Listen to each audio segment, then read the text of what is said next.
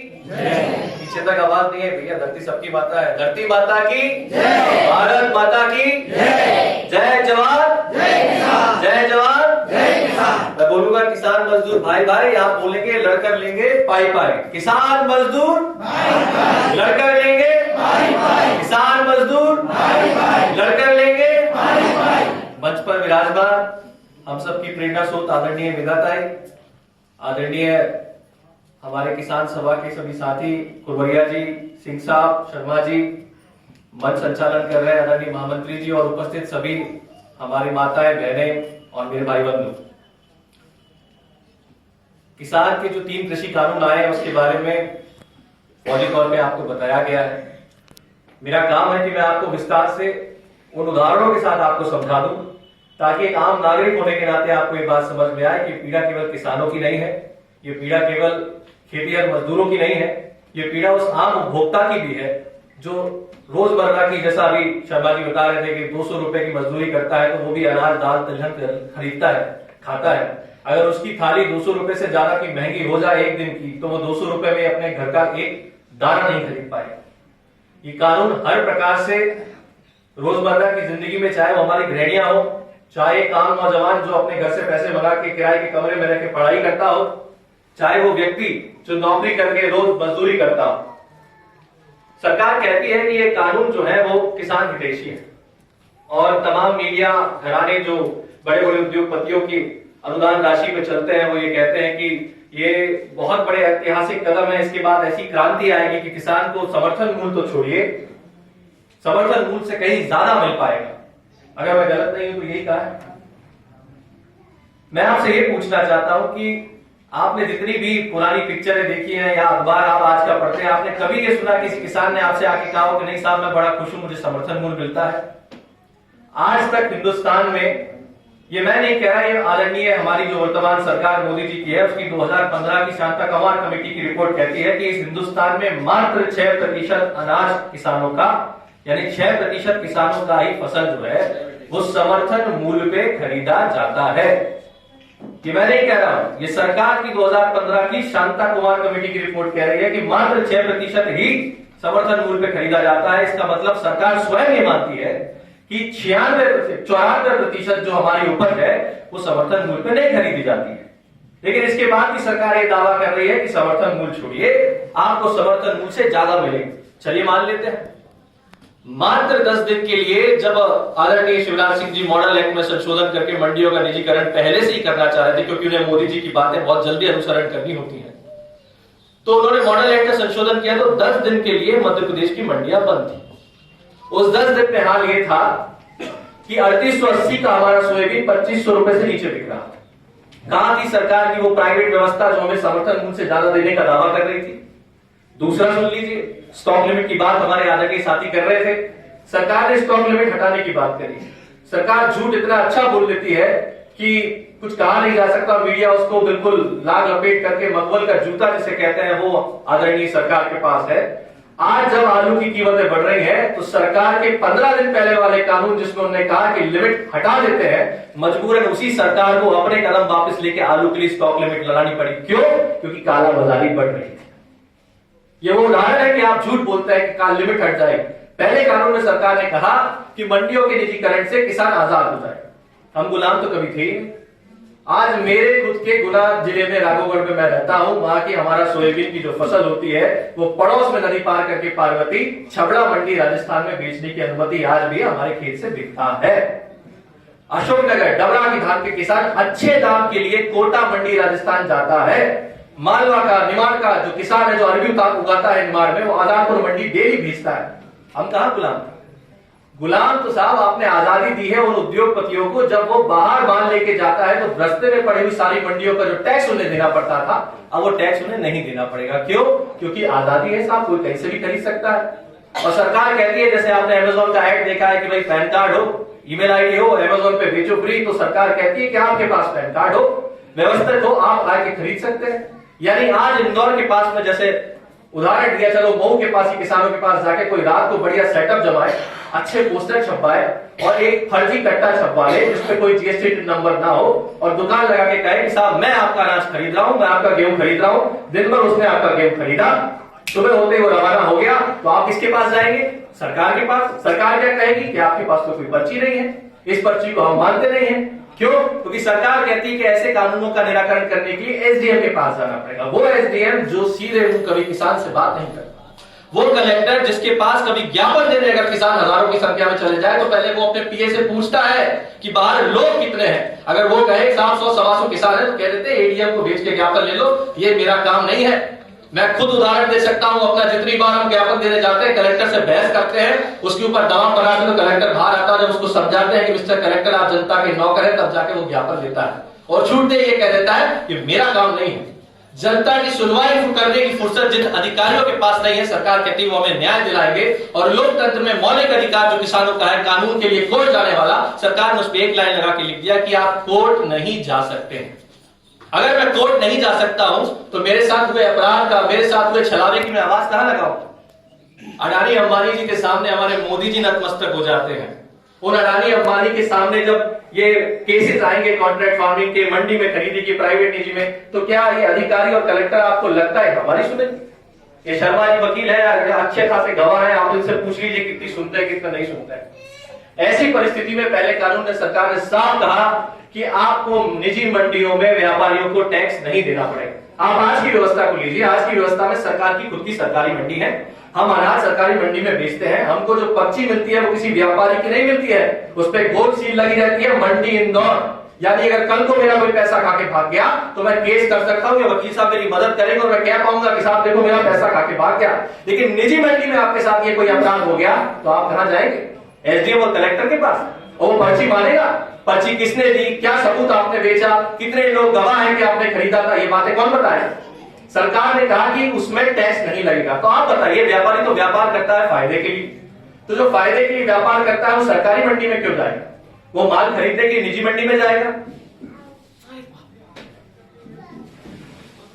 आदरणीय आनंद मोहन माथुर साहब आ गए, उनका बहुत बहुत स्वागत करता हूं। मैं आग्रह करूंगा माथुर साहब आप ऊपर आ जाए प्लीज सर।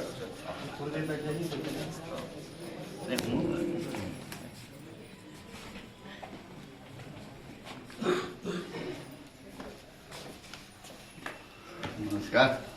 इधर से जोरदार तालियों के साथ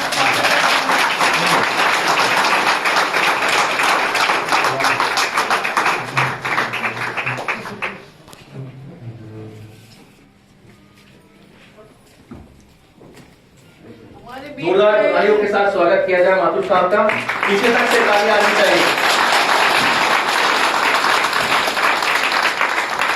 उम्र के पड़ाव में वो किसानों और मजदूरों की आवाज बुलंद करने आए, इसके लिए मैं उनको धन्यवाद ज्ञापित करता हूं हृदय से।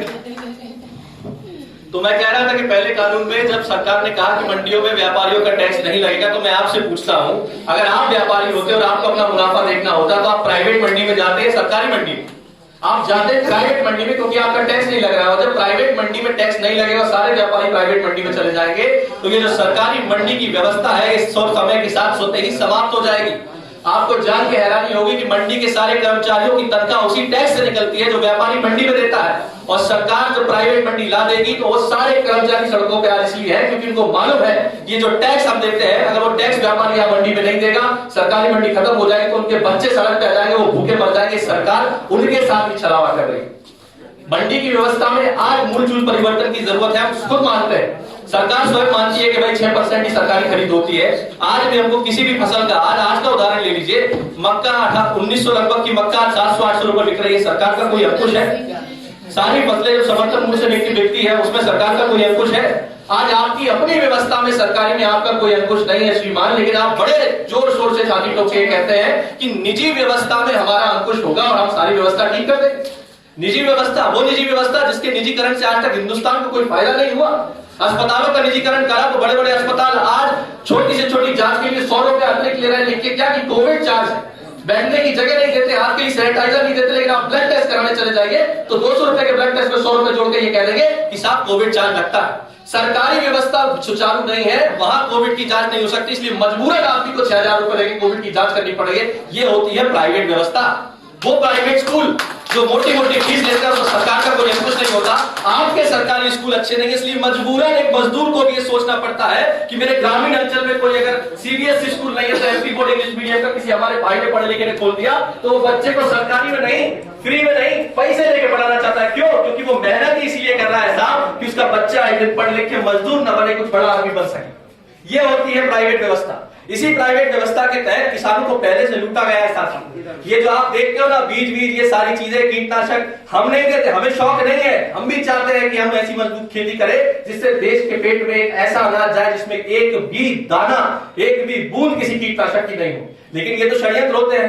माधव साहब बैठे, सब बुजुर्ग साथी बैठे, अच्छी तरह जानते हैं कि मध्य प्रदेश में जब पहली बार सोयाबीन आया था तो वो काला सोयाबीन आया था और वो सरकार लेके आई थी। ये हमारे मध्य प्रदेश की खेती नहीं थी सोयाबीन, ये बाहर से आई थी खेती। यहाँ पे सोयाबीन हमको दिया गया, जब वो काला निकल गया तो फिर दोबारा बीज मंगाया गया और उसको पीला किया गया। क्यों? क्योंकि बचपन में जो आप मूंगफली का तेल खाते थे उसको बदल के सोयाबीन रिफाइंड तेल बनाया जाए, ये षड्यंत्र था। इस षड्यंत्र को समझने में सालों लग गए किसानों को कि सरकार ने जो बीज हमको दिया था वो इसीलिए दिया था कि बड़ी बड़ी कंपनियां आके या सोयाबीन की रिफाइनरी लगा सके। आप मजदूर साथी अच्छी तरह जानते हैं कि जब रिफाइनरी लगती है तो रॉ मटेरियल चाहिए होता है। जब मध्य प्रदेश में सोयाबीन था ही नहीं तो यह फैक्ट्री कैसे लगती?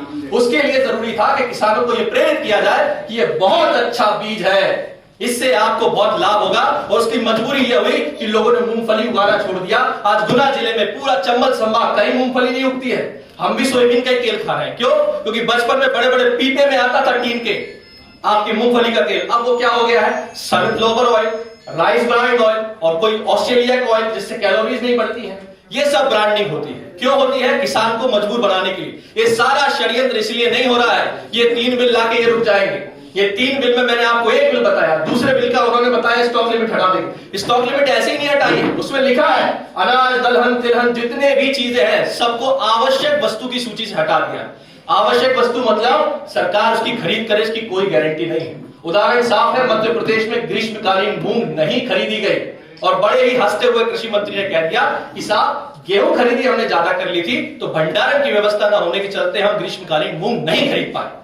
अरे शर्म आनी चाहिए उस कृषि मंत्री को जिसकी 15 साल सरकार रही हो। वो खुद कह रहा है मीडिया में कि हमारे पास भंडारण की व्यवस्था नहीं है। ऐसे कैसे देश में हम रह रहे हैं कि 70 साल के बाद हमारे पास भंडारण की व्यवस्था नहीं है? क्यों नहीं है? क्योंकि आप चाहते हैं कि प्राइवेट आदमी सब्सिडी खा के बड़े बड़े वेयर हाउस बनाए और उसमें जाके किसानों का अनाज रखा हो। हैरानी की बात नहीं है, मैं तो पूरे में घूमता हूं। मैं आपको बता दूं, होशंगाबाद, हरदा, आपका नरसिंहपुर और अभी तत्काल विदिशा में बना है अडानी जी के बड़े बड़े साइलो यानी बहुत बड़े कंटेनर्स होते हैं जिसमें अनाज को सालों तक रखा जा सकता है। अब अडानी जी के साइलो मध्य प्रदेश में कोई रंगमंच कार्यक्रम कराकर किसान मजदूर का मनोरंजन तो नहीं करने वाले। जाहिर सी बात है ये प्लानिंग बहुत पहले हो चुकी, सालों से 3-3, 4-4 साल पहले से उनके साइलो कैसे बनके तैयार होंगे। तो उनको मालूम था कि सरकार ऐसा कानून लाएगी जिससे स्टॉक लिमिट हट जाएगी। स्टॉक लिमिट हटने से क्या होगा? बच्चे छोटे छोटे बैठे हैं, डिमांड एंड सप्लाई का गेम है। जब डिमांड बढ़ती है और सप्लाई कम हो जाए तो रेट बढ़ जाती है। आर्टिफिशियल स्कैरसिटी कर देंगे, वो कह देंगे साहब मार्केट में दाल नहीं है। अब आप क्या कहोगे? बच्चों को दाल चाहिए, टीवी पे ऐड आता है दाल खाओ, ये खाओ, वो खाओ। अब आप दाल मांगने जाएंगे तो वो कहेगा हम तो 200 रुपए किलो ही देंगे, लेना हो तो ले लो। तो आप लोगे? भाई आप प्लेन का टिकट खरीदते हो, भैंस कर पाते हो क्या? आप अस्पताल का बिल देते हो, निजी में भैंस कर पाते हो? प्राइवेट कौन सी व्यवस्था में आप भैंस करते हो? अरे 2-2 रुपए के लिए सब्जी वाले से भैंस कर लोगे, लेकिन रेस्टोरेंट में 200 रुपए की थाली खाने के बाद कभी भैंस नहीं करते, वहां लिखा रहता है कोई भी कंसेशन नहीं है। तो यही होगा, अडानी जी सारे फूड मार्केट को कैप्चर करेंगे, अंबानी जी कैप्चर करेंगे। इसके बाद वो तय करेंगे कि आपकी रोटी दाल सब्जी कितने भाव की होगी। यानी ये तय करना है आज किसानों को और मजदूरों को कि इस भारतवर्ष में, इस कृषि प्रधान देश में अडानी और अंबानी खेती करेगा या इस देश का, हिंदुस्तान का किसान खेती करेगा। ये समय आ गया है हमको चुनने।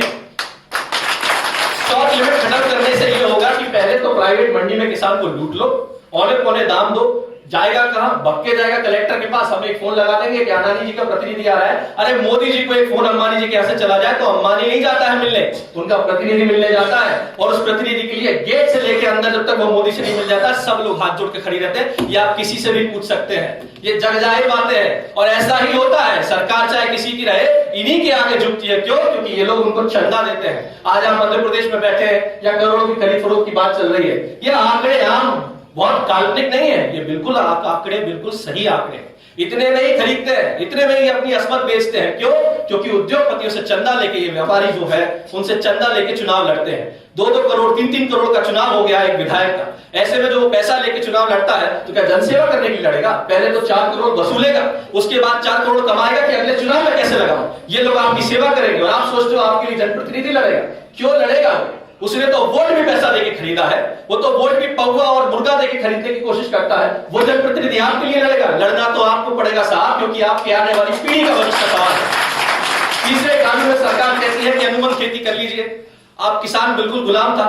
दूसरे कानून में भी मैं आपको बता दूं, मुझे किसी प्रकार की कोई गुलामी नहीं है। एक देश का किसान जितना चाहे अनाज, जब तक चाहे अनाज अपने घर में रख सकता है। आजादी तो अडानी और अंबानी को हुई है, स्टॉक लिमिट हटा दिया, अपने बड़े बड़े साइलो भर लेंगे। तीसरे कानून में सरकार कहती है कि किसान को कोई नुकसान नहीं होगा, बढ़िया अनुबंध खेती कर लीजिए, कोई दिक्कत नहीं। ठीक है साहब, आप अनुबंध खेती हमारी करा दीजिए और हमको हमारा समर्थन मूल्य दिला दीजिए। लेकिन सरकार उसमें 2 लाइन लिखने को तैयार नहीं कि समर्थन मूल्य पे खरीदी होगी। क्यों? क्योंकि सरकार ये जानती है अगर ये 2 लाइन हमने लिख दी तो सरकार को पैसा दिलाना पड़ेगा। और सरकार खुद कह रही है कि हम तो 6% खरीदते हैं, तो यानी वो 94% जो प्राइवेट व्यापारी खरीदेगा, उस प्राइवेट अडानी और अंबानी के पैसे की चिंता भी सरकार को है। इसलिए सरकार समर्थन मूल्य पे खरीदी की गारंटी का कानून नहीं लाना चाहती। ये 3 कानून है और इन तीनों कानूनों में ना तो समर्थन मूल्य पे खरीदी की गारंटी है और इन तीनों कानूनों में कहीं भी कोर्ट जाने का प्रावधान नहीं है। साफ लिख दिया है कि एसडीएम के बाद कलेक्टर और कलेक्टर से नहीं हो तो आप दिल्ली आइए, ज्वाइंट सेक्रेटरी लेवल के व्यक्ति से मिलिए। अब मतलब मालवा का किसान ट्रेन का टिकट लेके अपने 1.5 लाख के पेमेंट के लिए दिल्ली जाके चप्पलें घिसेगा। ये सरकार चाहती है। क्यों? क्योंकि उन्हें मालूम है ये इतना कुछ करेंगे नहीं, थक हार के रह जाएंगे। कितने केसेस रेवेन्यू कोर्ट के आज भी एसडीएम कोर्ट में पेंडिंग है। छोटी छोटी खसरा खतौनी निकालने की बात आपको शर्मा जी ने बताई, उनसे न्याय की उम्मीद हम तो कभी नहीं करते। लड़ झगड़ के हमारी पावती निकलवाने लोग हमको न्याय दिलाएंगे? कभी नहीं दिलाएंगे।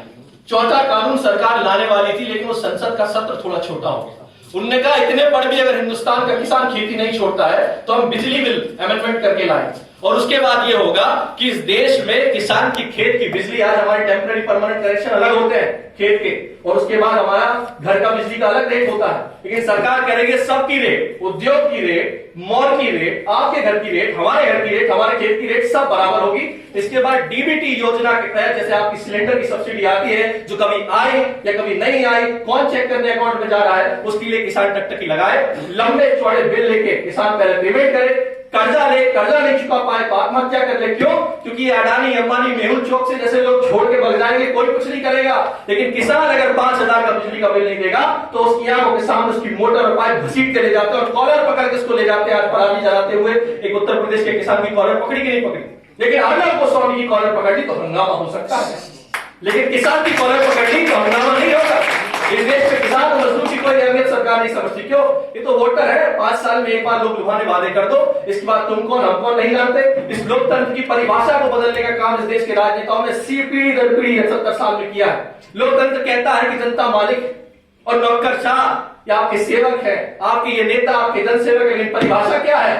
आज मालिक तो वो लोग हैं जो नौकरशाह अपने आप को डॉक्टर नहीं कहलाना चाहते, अधिकारी कहलाते हैं, और वो जनसेवक केवल चुनाव के भाषणों में जनसेवक होते हैं। इसके बाद वो आदरणीय मंत्री जी, विधायक जी, सांसद जी, मुख्यमंत्री होते हैं जो आपके गांव में जाके बैठते हैं, आप तगत लगाते हो, पालक पौड़े बिछाते हो और वो पैर में पैर रख के बोलता है बोलो भाई क्या समस्या है। और एक गरीब किसान उसके सामने ऐसे बैठ के कहता है हजूर अन्नदाता मेरी नाली नहीं बनी। अरे आज सरपंची से लेकर सांसद का चुनाव आज भी गांव में नाली खड़ंजे सीसी रोड के लिए हो जाता है। ये दुर्भाग्य हमारे देश का है और ये मौका आपने दिया है। तुलसीदास जी हो या गीता में, भगवत गीता में श्री कृष्ण, सबने कहा है अत्याचार करने से बड़ा जो गुनाह है वो अत्याचार सहन करना है। हम सहन कर रहे हैं, वो हमें अत्याचार दे रहे हैं। और मैं आपको भविष्य की बात भी बता देता हूं, क्योंकि मैंने आपको बताया कि हर चीज इंटरनेशनल प्रेशर के पावर के कारण होती है। भविष्य में सरकार एक सीड बिल लाने वाली है, ये सारी प्लानिंग उस सीड बिल की है। सीड बिल के तहत सरकार, जैसे मैंने आपको सोयाबीन का उदाहरण दिया, हमने कीटनाशक नहीं डाले, ये तो ब्रांडिंग कराई गई है कि ये कीटनाशक डालने से आपकी फसल बढ़ेगी, ताकि आप जो पौराणिक खेती, आज कोरोना काल में कोई दवाई आई, अस्पताल चले जाइए, आप एम्स में चले जाइए, सब काढ़ा पिला रहे हैं माफी जी, अगर मैं गलत नहीं हूं, सब काढ़ा पिला रहे हैं, वो रिसोर्ट का, गिलोय का काढ़ा पिला रहे हैं। यानी सारी पद्धति भारत में पहले से थी। उसी का सबूत था कि जो ऑर्गेनिक खेती हम करते थे, जो जैविक खेती हम करते थे, उसको नष्ट किया। समय के साथ एक के बाद एक नए नए कीटनाशक, पहले तो आप बीज लीजिए बाहर का, उसके साथ कचरा हो गया है तो कचरा मारने की दवाई बाहर से आती है, आज भी इंडिया में नहीं बनती है। इसके बाद कीटनाशक डालिए, क्यों? क्योंकि कीड़े भी मारने हैं। ये सारी चीजें ब्रांडिंग के लिए होती है। जैसे आप महिलाएं यहाँ बैठी है, बुरा मत मानिएगा, लेकिन फेयर एंड लवली का ऐड आज भी आता है, इसको लगाइए 10 दिन में गोरे हो जाएंगे। मेरी मौसी गोरी नहीं हुई, मेरी मामी गोरी नहीं हुई, ना मेरी माँ गोरी हुई। आज मेरी बीवी भी लगाती है बहुत सारे कॉस्मेटिक, वो भी गोरी नहीं हो रही। लेकिन ये ब्रांडिंग है। एक सुपरस्टार क्रिकेटर से, एक अमिताभ बच्चन से कहिएगा मिसबाह टूथपेस्ट से मंजन करिए, आपके दांत मजबूत होंगे। ये वही कॉर्पोरेट वाले लोग हैं साहब जो कहते थे कि कोयले से दांत मांजने से आपके दांत खराब हो जाएंगे, नमक से दांत मांजने से आपके दांत खराब हो जाएंगे। आज वही बड़े बड़े ऐड में कहते हैं कि कोलगेट के अंदर सॉल्ट है, कोलगेट के अंदर चारकोल है। ये आपको समझना पड़ेगा। ये पुरानी पीढ़ी और आज की पीढ़ी को बैठ के सामंजस्य करके समझना पड़ेगा कि ये षड्यंत्र आज का नहीं है। आगे जाके वो सीड बिल लाएंगे और ये कहेंगे कि ये अमेरिका का पेटेंट बीज है, ये ऑस्ट्रेलिया का पेटेंट बीज है, अब यही चले। और ये उगाने पे अडानी और अंबानी क्या करेंगे? वो यही करेंगे, हमारे साथ अनुबंध हो गया है, अब आपको ये वाला बीज डालना है। इसका उदाहरण है, पेप्सिको कंपनी ने गुजरात में किसानों के ऊपर केस कर दिया कि आपने हमारा आलू दूसरी जगह कैसे बो दिया। भाई हम तो ठहरे किसान, हम तो हमारे भाई बंधु किसी का भी बीज उठा के ले लेते हैं। और सीड बिल आने से क्या होगा? सीड बिल आने से क्या होगा कि हिंदुस्तान की जो कोऑपरेटिव व्यवस्था यानी सहकारी व्यवस्था है वो ध्वस्त हो जाएगी।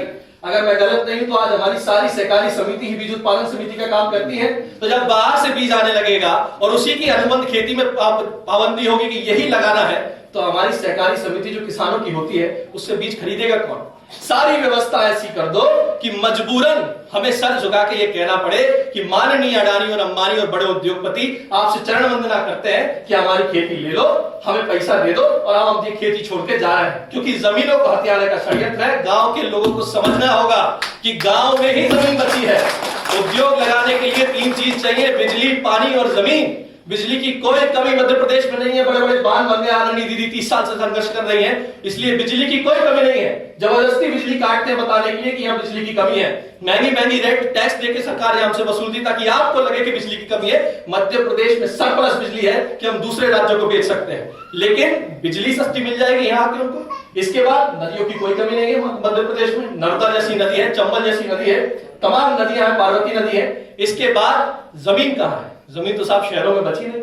अब उद्योग कहां लगेगा? गांव में लगेगा। और उद्योग लगाने के लिए क्या चाहिए? जमीन चाहिए। अनुबंध खेती में सरकार उसी जमीन पे, किसान की जमीन पे उद्योगपतियों को लोन देगी, बिल्कुल देगी। और उसके बाद उद्योगपति उस पर कृषि पे आधारित उद्योग लगाएगा, उसके लिए भी सरकार सब्सिडी देगी, प्रोत्साहन राशि देगी। मतलब पहले तो जमीन अधिग्रहण करने के लिए हमको मुआवजा देना पड़ता था। अब तो जमीन अधिग्रहण करने के लिए जाओ, साहब कॉन्ट्रैक्ट खेती कर ली, अब तो भूल जा। अगर 5 करोड़ का सेटअप किसी ने 5 एकड़ के किसान के खेत में लगा दिया तो मात्र साहब मैं आपसे पूछता हूं, क्या वो खेत में जब 5 साल बाद अनुबंध खेती खत्म होगी तो 5 करोड़ का सेटअप किसान को लेके चला जाए?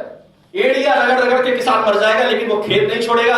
अरे हम इंदौर शहर में बैठे हैं, जहां कोई पावरफुल बिल्डर अगर किसी के फ्लैट पे कब्जा कर ले तो आदमी कितना ही मजबूत हो, उससे फ्लैट नहीं छुड़ा पाता है। आप बात करते हो उस देश में कि एक किसान अडानी और अंबानी जैसे लोगों से लड़के कह देगा ले भाई मेरी जमीन छोड़ दे। तो ये पूरा षड्यंत्र खेती किसानी को खत्म करके, किसानों को मजबूर करके कि वो खेती छोड़ दे, इसके लिए है ताकि सरकार को तो बड़ा बड़ा चंदा उद्योगपतियों ने, बड़े अंबानी अडानी ने दिया। और अंतरराष्ट्रीय षड्यंत्र जो इस देश का शुरू से चलता आया है, इसके लिए कोई एक पार्टी जिम्मेदार नहीं है। हर पार्टी को जो बाहरी मुल्क से फंडिंग आती है, दुनिया भर की फंडिंग के तहत ये देश के किसानों को, मजदूरों को, आम आवाम को रोकना चाहते हैं। इसीलिए मैंने आपसे शुरुआत में कहा कि ये कृषि बिल अकेले किसान की समस्या नहीं है, ये इस देश के मजदूर और आम आवाम की समस्या है। इसलिए मेरा आपसे हाथ जोड़ के विनम्र निवेदन है, 26-27 तारीख का जो कार्यक्रम दिल्ली में हो रहा है, आप अपने बच्चों के भविष्य के लिए, इस देश के किसान और मजदूरों के भविष्य के लिए, आम आवाम के भविष्य के लिए 1 दिन का समय निकाल के, 2 दिन का समय निकाल के, 2 दिन ना आए तो 1 दिन आए, लेकिन दिल्ली आए जरूर। इसी बात के साथ मैं अपनी वाणी को विराम दूंगा। बहुत बहुत धन्यवाद। जय हिंद, जय भारत।